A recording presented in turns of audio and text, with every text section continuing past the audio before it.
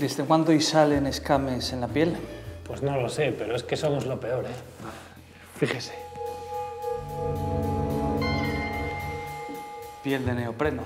Sí, pero es que además se me están transformando los huevos en kiwis.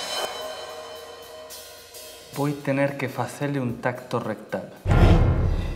Bájese los pantalones y gírese.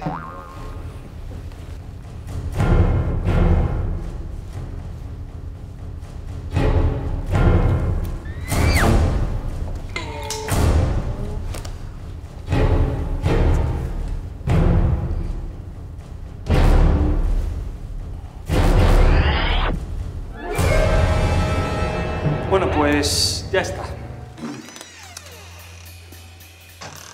Usted tiene antepasados asturianos, ¿verdad? Sí, la familia de mi madre es casi toda asturiana. Claro, me que lo que usted tiene es hereditario. Voy a recetar una cocina.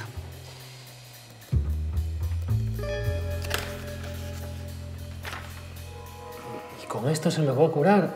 Hombre, no, con esto vas a disfrutar un montón, Cayo. Y es que lo que tú tienes no tiene cura, y asturianitis crónica. ¿Y eso es grave? No, nada más que vas a tener algún antojo de oricios o de queso cabrales, pero nada más. Ah, bueno. Oiga usted, ¿hace falta hacer un tacto rectal para esto? Pues no.